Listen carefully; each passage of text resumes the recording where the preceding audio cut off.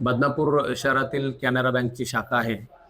काल त्यांचे महाव्यवस्थापक यांनी बँकेत येऊन त्रैमासिक चेकिंग केली असता त्यांना असं निदर्शनास आलं की या सोनं तारण ठेवी ठेवलेल्या आहेत त्याच्यातील काही सोनं गायब असल्याचं दिसलं आणि काही सोनं हे डुप्लिकेट असल्याचं दिसलं.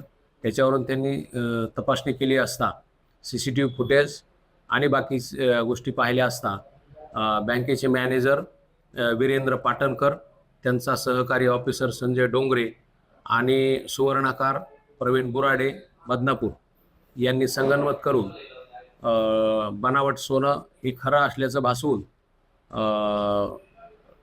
त्याच्या बदलीत कर्ज दिले आणि जे ओरिजिनल सोनं होतं ते बँकेतून चोरून घेऊन गेले. अशी 7.5 कोटीच्या जवळपास अफरातफर करून फसवणूक केलेली आहे. त्याच्यामध्ये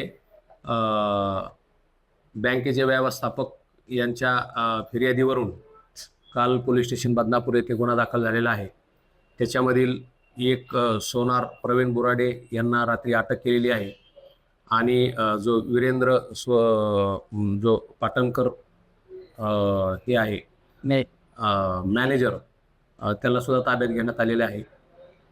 आज त्यांची PCR घेऊन पुढील तपासामध्ये कोण अजून याच्यात सामील आहे याचा तपास घेऊन कारवाई करीत आहोत. तर या घोटाळ्याची व्याप्ती वाढण्याची काही शक्यता पोलिसांना संशय आहे त्या संदर्भात? हो, याच्यामध्ये बरेच लोक सामील असल्याचा संशय आहे. अजून बँकेचे वरिष्ठ लोक किंवा साथीदार कोणी आहेत का याचा शोध घेणे चालू आहे.